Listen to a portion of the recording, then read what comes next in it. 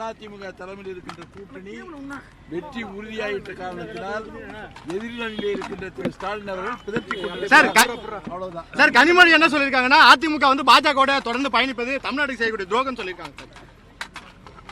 அதிமுக பாஜகவோடு தொடர்ந்து பயணிப்பது தமிழ்நாட்டுக்கு செய்யக்கூடிய துரோகம்னு கனிமொழி சொல்லியிருக்காங்க சார். முரசொலி மாறன் வந்து போராடும் போது கூட அந்த மந்திரி பதவி எடுக்காத கடைசி வீட்டிலுமே தன்னை இலாக்கா இல்லாத மந்திரியா வச்சிருந்தாங்களே, அப்பொழுதெல்லாம் அவங்களுக்கு தெரிய அந்த முறை அந்த கனிமொழி அம்மையாருக்கு அடிமை அப்படிங்கிற சார் பாஜக வந்து சார் அதிமுக வந்து பாஜகவுடைய பண்ணை அடிமை அப்படின்னு ஆர்எஸ் பாரதி சொல்லியிருக்காரு சார்.